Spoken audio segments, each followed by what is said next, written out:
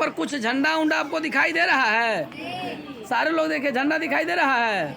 गौर से देख लो, बढ़िया से देख लो, बाद में नहीं करना नहीं देखे। देखो यहाँ पर लिखा हुआ है कलकत्ता 1947। कलकत्ता 1947। देखो पश्चिम बंगाल की राजधानी कलकत्ता है। जो बंगाल इतिहास में पढ़े हैं वही बंगाल की राजधानी कहाँ है? कलकत्ता।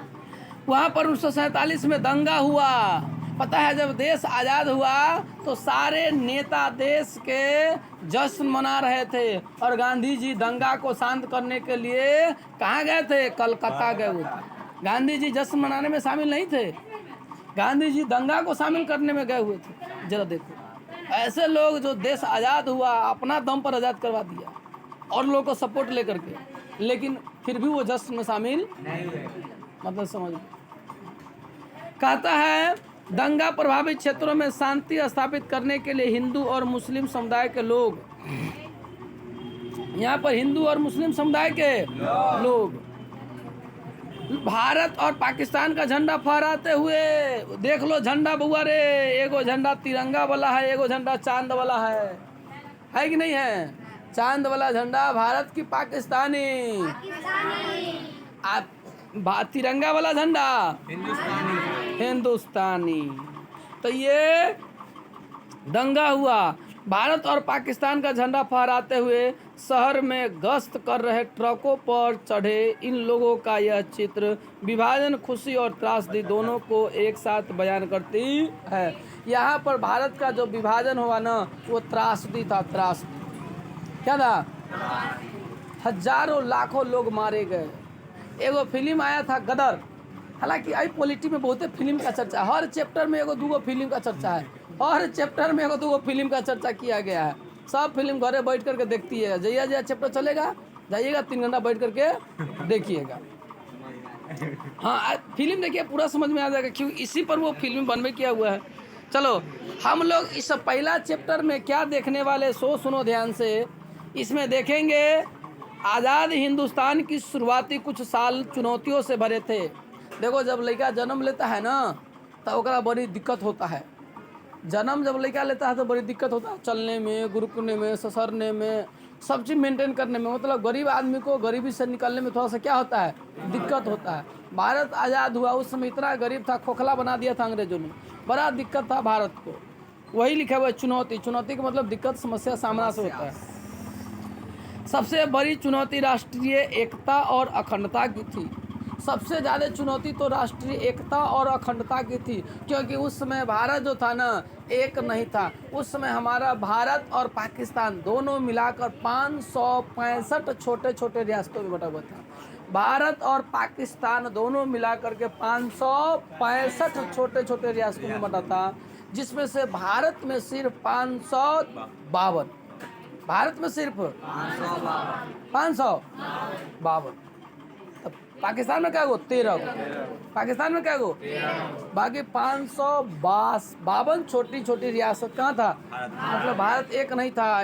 उधर के राजा अलग, उधर के छोटका राजा, उधर के एगो राजा, उन्हीं के एगो राजा, उन्हीं के एगो राजा, अलग अलग जगह पर राजा ही राजा थे।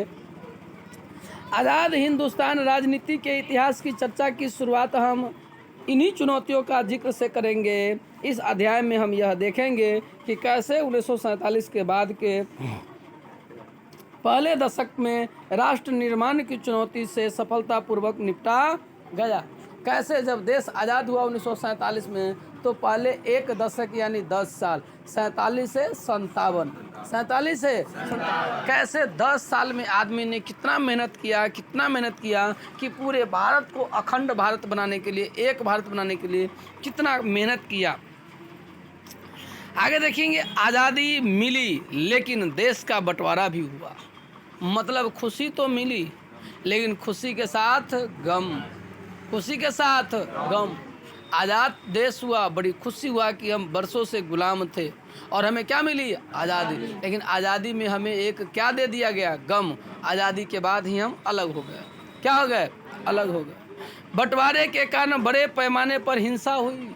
जब भारत पाकिस्तान का बंटवारा हुआ तो बड़े पैमाने पर हिंसा हुई। हिंदू मुसल पाकिस्तान में था, उसको वहाँ मारा काटा जा रहा था।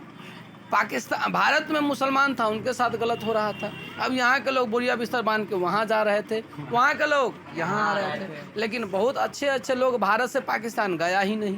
कहते तो चल गया, बहुत लोग गए ही नहीं गए तो आज स्वर्ग में जी रहे हैं, आज वो चल गया आज नरक में जी रहा है।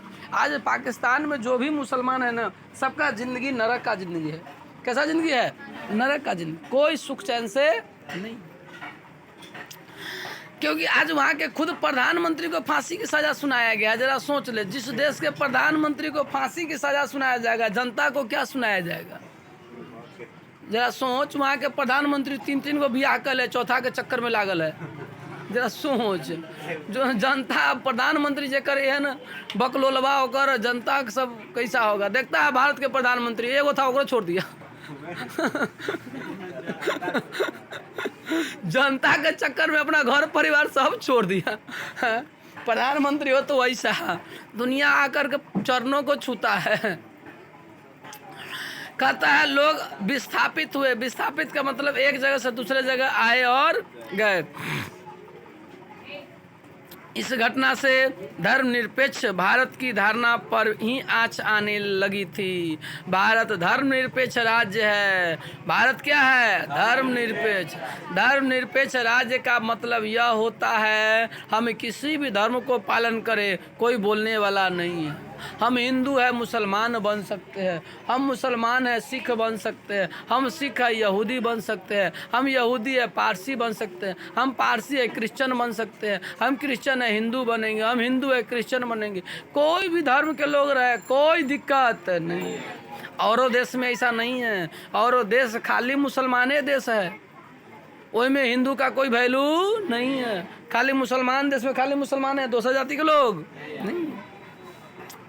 कहते हैं देशी रियासतों को भारत संघ में शामिल करने का मामला तुरंत हल करना जरूरी था। देशी रियासत अब ये बोले हैं कितना था? 552। भारत में देशी रियासत, क्योंकि बंटवारा होने के बाद 13 को पाकिस्तान चला गया। बंटवारा से पहले क्या को था? 500। लेकिन बंटवारा हुआ तो 13 को कहाँ चल गया? तो भारत में क्या बच गया? उसको मिलाना भारत में बहुत ज़्यादा ज़रूरी था, ठीक है ना। क्योंकि अंग्रेज जब भारत को आज़ाद किया तो एगो शर्त रख दिया। माउंटबेटन साहब ने जब भारत पाकिस्तान का क्या किया? बंटवारा, तो एगो शर्त रख दिया।